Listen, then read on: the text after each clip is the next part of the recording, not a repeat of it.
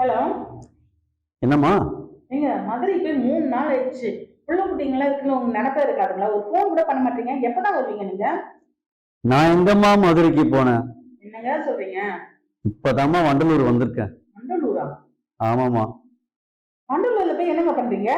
ஐயோ, அதை ஏன் கேக்குறமா? மதுரைக்கு போகணும், பஸ் எங்கன்னு கேட்டேன். நீ கேளம்பாக்கம் போன்னு சொன்னாங்கம்மா. கேளம்பாக்கம் போ, அங்க போய் பஸ் எங்கன்னு கேட்டாங்க.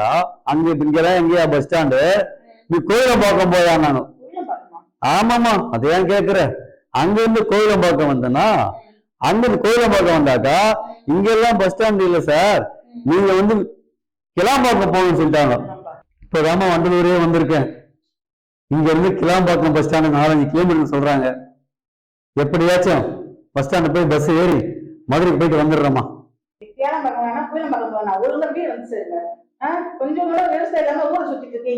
என்னம்மா சொல்ற? என்னம்மா? சரிம்மா சரிம்மா.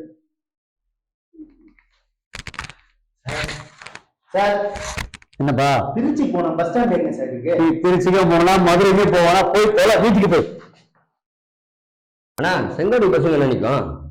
நீ செங்கோட்டையும் போத்தல, செஞ்சிக்கோட்டையும் போத்தல, ஊருக்கு சேருங்க. 4 மாசத்துக்கு பஸ் ஸ்டாண்டுக்கு போவாதீங்க. யாரும் ஊருக்கு போத்தவில்லை.